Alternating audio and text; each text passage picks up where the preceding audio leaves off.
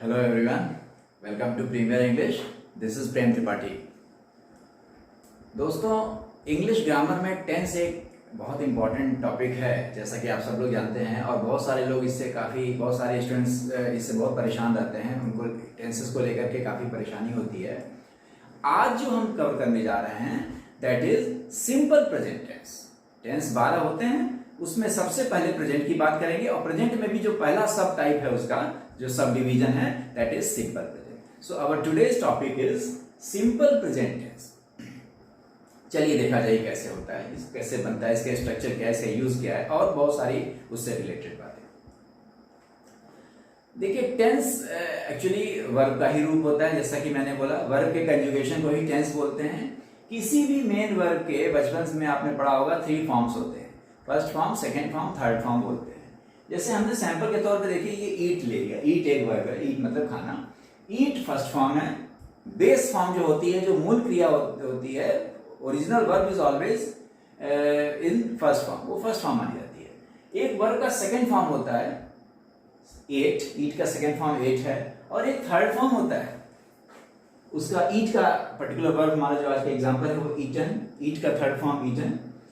अब ये 3 तो होते हैं, 2 और उसमें ऐड कर लीजिए आप हमारे स्टाइल से। चलिए थोड़ा, हर वर्ब के फर्स्ट फॉर्म में यस या कभी कभी ईएस लगा करके, देखिए ईट में यस लगा करके एक और रूप बना लिया जाता है, वो सिंगुलर फॉर्म होता है। देखिए, बड़ी मजेदार बात है कि जो भी वर्ब्स होती हैं इंग्लिश में, जो भी मेन वर्ब्स होती हैं, वो अपने मूल रूप में, फर्स्ट फॉर्म मतलब मूल क्रिया, बेस फॉर्म, वो हमेशा बेस फॉर्म में हमेशा प्लूरल होती है, यानी प्लूरल सब्जेक्ट के लिए ये प्रयोग में आएंगी। अगर आपको वर्ब को सिंगुलर सब्जेक्ट के साथ यूज करना है तो आपको उसमें यस या ईएस लगाना पड़ेगा। ईट के केस में यस लगता है, कुछ केसेस में ईएस लगता है, जैसे गो, गो मतलब जाना, तो गो का जब सिंगुलर फॉर्म बनेगा तो गो में यस नहीं लगेगा, गो में ईएस लग जाएगा, ऐसे समझिए। तो और एक और रूप ऐड कर समझ लीजिए कि किसी भी वर्ब के फर्स्ट फॉर्म में एक आईएनजी लग करके, एक यस या ईएस लग करके सिंगुलर फॉर्म बनता है, और एक आईएनजी लग करके ईटिंग बन गया। यहाँ पे रीड में आईएनजी लगेगा तो रीडिंग बन जाएगा, गो में आईएनजी लगेगा तो गोइंग हो जाएगा, playing, singing, dancing, crying, sleeping, laughing, तो ये आईएनजी रूप इसको बोला करेंगे हम। तो इस प्रकार से 1 2 3 4 5 किसी भी मेन वर्ब के 5 रूप होते हैं। सिंपल प्रेजेंट की अगर बात करें तो हमें इससे कोई सरोकार नहीं है, इससे हमें अभी कोई लेना देना नहीं है। ये जो 2 रूप दिख रहे हैं आपको, वर्ब का फर्स्ट फॉर्म बेस फॉर्म, और वर्ब में जो एस लग करके या कभी कभी ईएस लग करके जो बनता है सिंगुलर फॉर्म, सिंपल प्रेजेंट इन्हीं से बनता है। देखिए लिखा है, सिंपल प्रेजेंट के लिए यही 2 रूप जिम्मेदार हैं, बेस फॉर्म और एस फॉर्म। ये दोनों प्रेजेंट के फॉर्म है। अंतर क्या है? जो फर्स्ट फॉर्म होता है, जो मूल क्रिया होती है, वो प्लूरल सब्जेक्ट के लिए प्रयोग में आती है, और जो यस लगा हुआ फॉर्म होता है, जो रूप होता है यस या ईएस लग के बनता है, वो एक वचन के लिए, सिंगुलर सब्जेक्ट्स के लिए आता है।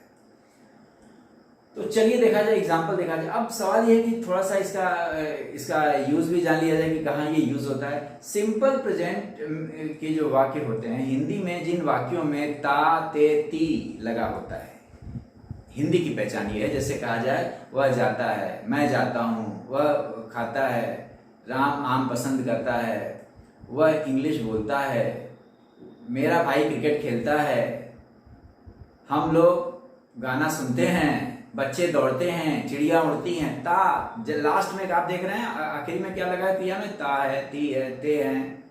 ऐसे वाक्यों को इंग्लिश में सिंपल प्रेजेंट में बनाएंगे, यही इसकी पहचान है।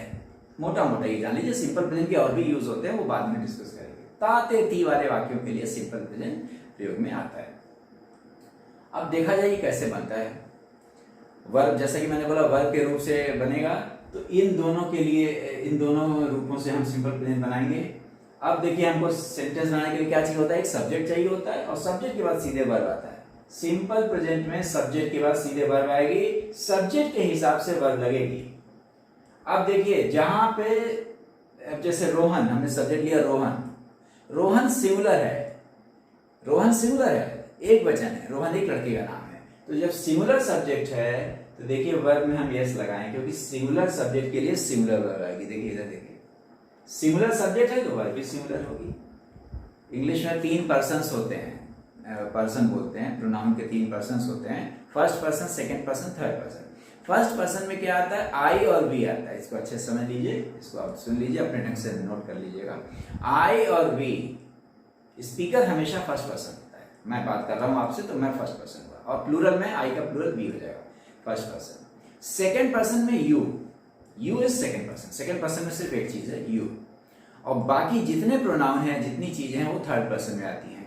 ही, शी, दे, इट, और जितने रोहन, सोहन, गीता, सब थर्ड पर्सन माने जाएंगे। तो रूल ये है कि फर्स्ट पर्सन और सेकेंड पर्सन और third person plural, first person में क्या हुआ, I we, second person you, और थर्ड पर्सन प्लूरल मतलब दे या बॉयज, गर्ल्स, जो भी हैं, उन सब के लिए प्लूरल वर्ब प्रयोग में आती है। प्लूरल मतलब बिना एस वाली।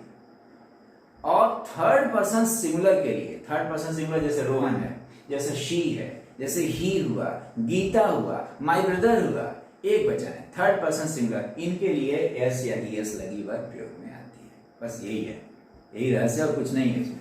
इन्हीं दोनों रूपों से सिंपल प्रेजेंट बनता है। चलिए सेंटेंस देखा जाए।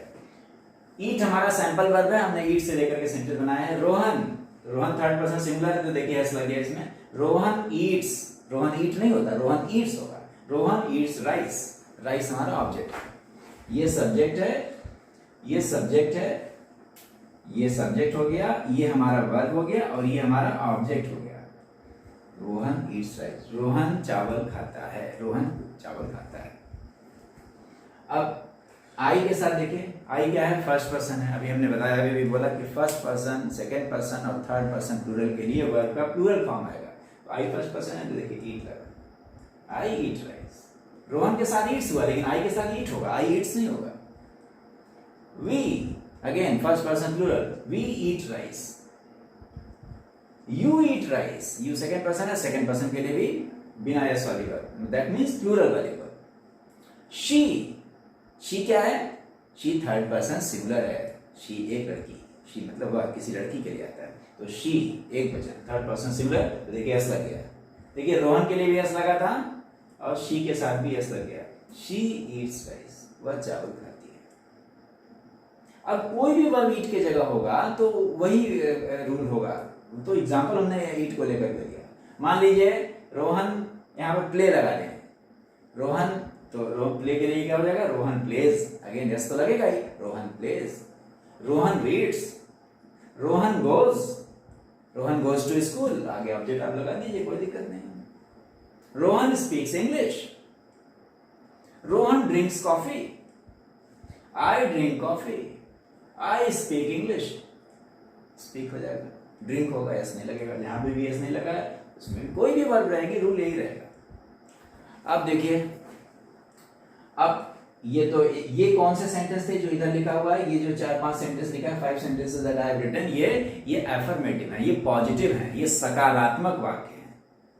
रोहन चावल खाता है, मैं चावल खाता हूँ, हम लोग चावल खाते हैं, तुम चावल खाते हो, वह चावल खाती है, हम अंग्रेजी बोलते हैं, वह क्रिकेट खेलता है, मेरा भाई संगीत पसंद करता है, मेरी बहन दूध पीती है। ये सब सकारात्मक, एफर्मेटिव, इसको एफर्मेटिव भी बोलते हैं, पॉजिटिव, एफर्मेटिव भी नाम है इसका, दोनों बोला जाता है। अब अगर इसका प्रश्नवाचक बनाना हो, प्रश्नवाचक इंटरोगेटिव बोलते हैं, प्रश्नवाचक भी 2 प्रकार का होता है। ये हम अभी बनाए हैं यस नो क्वेश्चन। प्रश्नवाचक 2 प्रकार के होते हैं, इंटरोगेटिव, एक होता है यस नो, जिसमें जैसे कहना हो रोहन चावल खाता है, अगर आपको पूछना हो क्या रोहन चावल खाता है, क्या तुम स्कूल जाते हो, क्या तुम संगीत पसंद करते हो, क्या वह क्रिकेट खेलता है, क्या तुम्हारा भाई अंग्रेजी बोलता है, ये जिनका जवाब हाँ या ना में दिया जा सके, ऐसे प्रश्नों को यस नो क्वेश्चन बोलते हैं।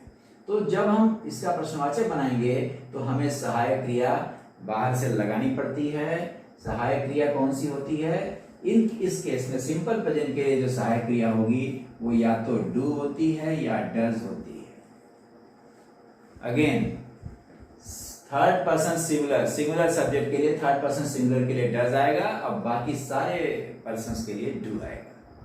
बाहर से लगाएंगे, देखिए रोहन ईट्स राइस, हमको प्रश्नवाचक बनाना है तो सबसे पहले हमने डज लगा दिया, एकदम सेंटेंस के शुरू में, एकदम स्टार्टिंग में। प्रश्नवाचक बनाने के लिए सहायक क्रिया हमेशा पहले रहती है, तो डज लगा दिया, डज रोहन, अब एक बहुत महत्वपूर्ण बात देखिए, जरा गौर करिए। रोहन के साथ ईट्स लगा था, जैसा कि अभी हम पिछले 5-10 मिनट से बता रहे हैं कि थर्ड पर्सन सिंगुलर के लिए वर्ब में एस लग जाएगा, मगर ऐसा एफर्मेटिव वाक्य में होगा, ये सकारात्मक वाक्य था, उसमें ये होगा जब डू या डज यूज हो जाएगा तो वर्ब में से यस हट जाएगी। दूसरे शब्दों में डू डज के बाद वर्ब हमेशा बेस फॉर्म में आएगी। बेस फॉर्म कौन सा होता है भाई? मूल क्रिया। मूल क्रिया माने फर्स्ट फॉर्म। तो डज रोहन, देखिए यहाँ पे ईट्स नहीं होगा, ये देखिए यहाँ पे ईट्स लगा हुआ है, ये सकारात्मक है, मैं फिर बोल रहा हूं, लेकिन जब प्रश्नवाचक बनेगा तो डज के साथ ईट्स नहीं होगा, डज के साथ प्लेज नहीं होगा, डज के साथ गोज नहीं होगा, बेस फॉर्म में क्रिया आएगी। Does Rohan eat rice. इसका अर्थ हो गया क्या रोहन चावल खाता है? प्रश्न पूछा जा रहा है, क्या रोहन चावल खाता है? अब अगर नकारात्मक बनाना हो, नेगेटिव बोलते हैं उसको, कई बार नकारात्मक बनाना होता है। रोहन चावल नहीं खाता, मैं स्कूल नहीं जाता हूं, वह गाना नहीं सुनता है, वह अपना गृह कार्य नहीं करता है, वह क्रिकेट नहीं खेलता है, ऐसा बोलना होता है कई बार। तो ऐसे में वही सहायक क्रिया हम ले लेंगे नॉट के साथ। नेगेटिव बनाने के लिए नॉट चाहिए होता है। नेगेटिव कैसे बनेगा? कि नॉट से बनेगा, और नेगेटिव बनाने के लिए जो नॉट लगेगा वो हमेशा सहायक क्रिया के साथ में लगेगा। तो रोहन के साथ डज लगेगा। बताया मैंने अभी, ये डू का भी यूज करके दिखाऊंगा। थर्ड पर्सन सिंगुलर के लिए डज आएगा और कुछ नहीं, ये फर्स्ट पर्सन सेकंड पर्सन और प्लूरल के लिए आएगा। तो चूंकि हमारा सब्जेक्ट रोहन है, इसलिए अभी कुछ इसके बारे में सोचना ही नहीं है।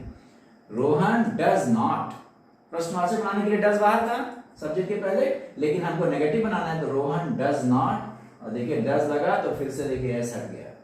रूल वही है, डज के बाद कभी भी वर्ब में एस नहीं लग सकता, यस एस नहीं लगेगा, बेस फॉर्म में वर्ब है। Rohan does not eat rice, Rohan चावल नहीं खाता है, ये इसका अर्थ हो गया। तो ये इंट्रोगेटिव, ये नेगेटिव, प्रश्नवाचक, नकारात्मक। कई बार क्या होता है कि किसी सेंटेंस में नेगेटिव और इंट्रोगेटिव दोनों होता है। इंट्रोगेटिव भी है लेकिन नेगेटिव है, नेगेटिव का इंट्रोगेटिव। जैसे क्या तुम स्कूल नहीं जाते हो, क्या तुम क्रिकेट नहीं खेलते हो, क्या वह चावल नहीं खाता है, क्या वह कॉफी पसंद नहीं करता, ऐसा कई बार पूछना होता है। यानी कि वो प्रश्नवाचक भी है और नेगेटिव भी है। ऐसे में क्या करना है? हेल्पिंग वर्ब बाहर आएगी, सब्जेक्ट के पहले हेल्पिंग वर्ब होगी तभी इंट्रोगेटिव बनेगा। तो 10 सब्जेक्ट के पहले कर दिया, जैसे इसमें किया था। ये केवल इंट्रोगेटिव था, ध्यान दीजिएगा, ये केवल इंट्रोगेटिव था, ये नेगेटिव इंट्रोगेटिव है। देखिए नेगेटिव का के हिसाब से नेगेटिव के लिए नॉट भी लगा हुआ है, नॉट लगा है तो नेगेटिव भी हुआ, और डज लगा हुआ है प्रश्नवाचक बनाने के लिए तो ये इंट्रोगेटिव भी हुआ। तो ये interrogative negative. Does Rohan not eat rice, क्या रोहन चावल नहीं खाता? अब इसमें एक और अल्टरनेटिव आपके पास है। स्पोकन इंग्लिश में खास तौर पे कई बार क्या करते हैं कि हम हेल्पिंग वर्ब और नॉट का कॉन्ट्रैक्टेड फॉर्म, शॉर्ट फॉर्म्स को करते हैं, दोनों को मर्ज कर दिया जाता है और वो एक साथ सब्जेक्ट के पहले लगा दिया जाता है। ऐसा स्पोकन इंग्लिश में ये फैशन है, ये ट्रेंड है। तो बजाय does Rohan not eat rice के बजाय आप चाहते हैं तो डज और नॉट को एक साथ ले लीजिए, मर्ज करके शॉर्ट फॉर्म में। तो डज और नॉट को मर्ज करते हैं तो बनता है डजंट। तो ये क्या हो गया? Doesn't Rohan eat rice. ये दोनों सेंटेंसेस सेम है, इनका सेम मीनिंग है, कोई अंतर नहीं है। जनरली ये फॉर्मल में यूज होता है और ये जनरली स्पोकन इंग्लिश में ज्यादा होता है, spoken language communication. Doesn't Rohan eat rice, don't you know this, doesn't she like coffee, doesn't he play cricket, ऐसा करके। तो ये आपका क्या हो गया? ये आपका नेगेटिव इंट्रोगेटिव हो गया। This is known as negative interrogative. तो ये हमारा केस क्या था? जब हमारा सब्जेक्ट सिंगुलर था, थर्ड पर्सन सिंगुलर। अगर हम इसमें से किसी का बनाएंगे, फर्स्ट पर्सन, सेकेंड पर्सन और थर्ड पर्सन प्लूरल का बनाएंगे, तो हमको हेल्पिंग वर्ब डू लेनी पड़ेगी। चलिए इसको भी दिखा देता हूँ आपको, इसको भी यूज करके दिखाता हूँ। हाँ देखिए इसको, अगर हम वी के केस में लेते हैं तो हमारा अफर्मेटिव सेंटेंस क्या था? We eat rice. Positive sentence क्या था? We eat rice. अब इसका जब हम प्रश्नवाचक बनाएंगे, जब इसका इंट्रोगेटिव बनाएंगे, तो चूंकि ये प्लूरल है, ये वी प्लूरल है, first person plural, first second और थर्ड पर्सन प्लूरल के लिए हेल्पिंग वर्ब क्या होगी? डू होगा, डू होगी। और थर्ड पर्सन सिंगुलर के लिए केवल थर्ड पर्सन सिंगुलर, जैसे ही है, शी है, इट है, रोहन है, गीता है, माय फादर है, माय ब्रदर है, इस प्रकार की जो एक वचन की चीजें होंगी उनके लिए डज होगा। तो चूंकि वी प्लूरल है, फर्स्ट पर्सन प्लूरल, तो ये डू लगेगा। रूल वही रहेगा, सब्जेक्ट के पहले रखेंगे प्रश्नवाचक बनाने के लिए। So do we eat rice, और नेगेटिव बनाना होगा तो जैसे उसमें किया था, इसमें क्या किया था, Rohan does not eat rice किया था, इसमें वी डू नॉट, नॉट तो लगेगा ही, बस उसी हेल्पिंग वर्ब के साथ में नॉट लगा देंगे। We do not eat rice, हम लोग चावल नहीं खाते हैं, ये मतलब वी मतलब हम लोग चावल नहीं खाते हैं। प्रश्नवाचक अभी क्या था दूसरा, एक और क्या था, नेगेटिव इंट्रोगेटिव। नेगेटिव इंट्रोगेटिव में जैसा कि मैंने बोला, डू बाहर आप निकाल दीजिए, do we not eat rice, या जैसा कि मैंने कहा था कि आप इन दोनों को का कॉन्ट्रैक्टेड फॉर्म यूज कर सकते हैं स्पोकन इंग्लिश में। जैसे उसमें क्या था, डजंट रोहन ईट राइस था, इसमें डू नॉट का शॉर्ट फॉर्म क्या होता है, डोंट होता है, डोंट।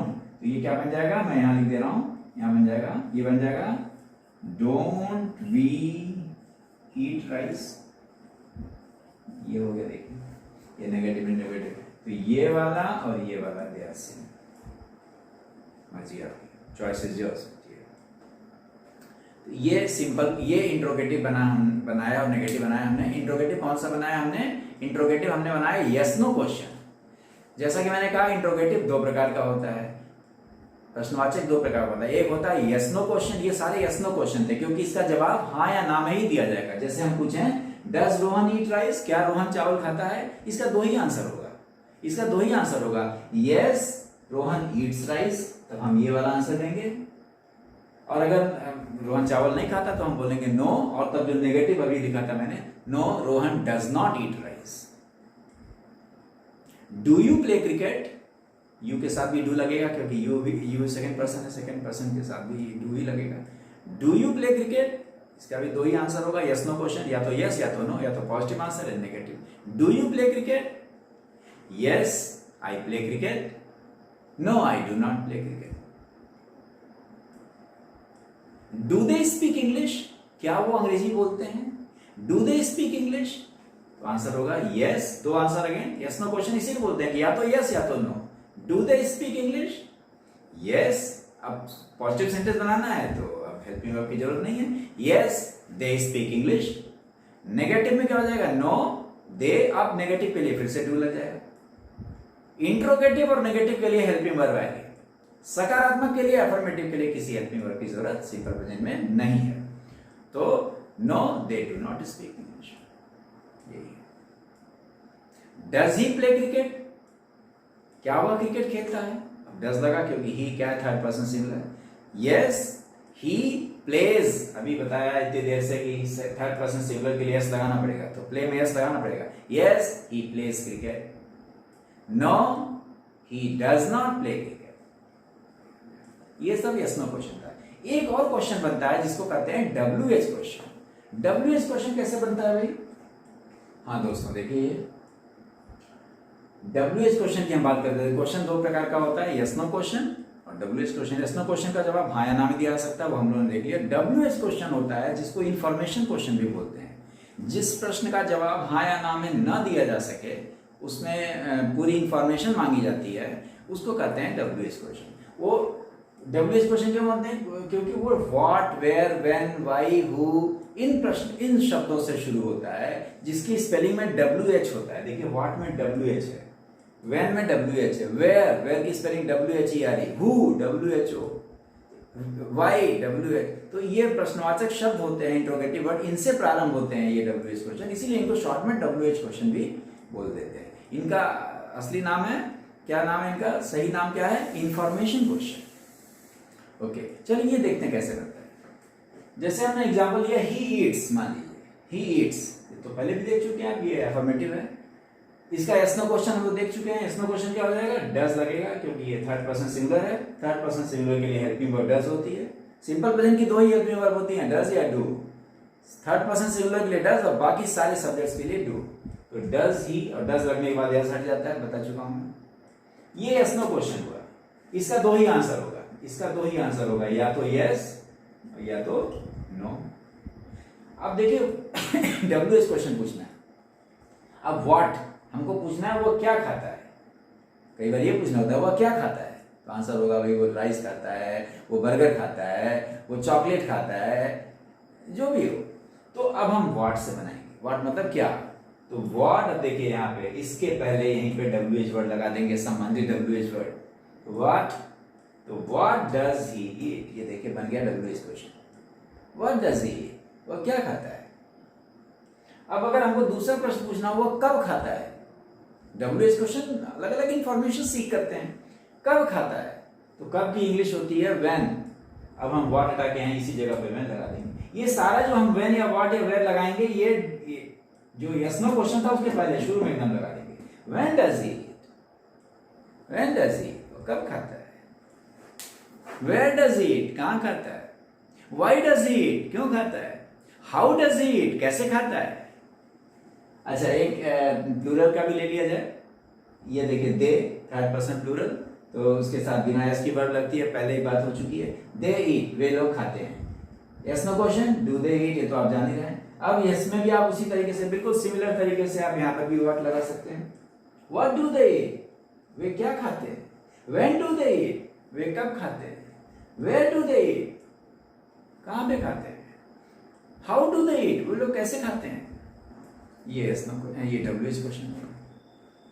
तो ये आपका this is all about the grammar of simple present tense. Simple present का स्ट्रक्चर क्या होता है, वर्ब के कौन से फॉर्म से बनता है, स्ट्रक्चर क्या होता है, और इंट्रोगेटिव में दोनों इंट्रोगेटिव कैसे, यस नो क्वेश्चन उसका कैसे बनता है और WH क्वेश्चन कैसे बनता है। पहचान क्या है, ता ते तीन जनरल आमतौर पर लगा होता है हिंदी वाक्यों में, उनको हम इंग्लिश में सिंपल प्रेजेंट से एक्सप्रेस करते हैं। ठीक है, तो ये था। अगले वीडियो में हम एक दूसरे टेंस के बारे में बात करते हैं। अलग अलग पार्ट्स में हम बाकी सारे जितने भी 12 टेंसेज हैं इंग्लिश में, उनको हम सभी को अलग अलग पार्ट्स में डिस्कस करेंगे। Okay friends, thank you for watching.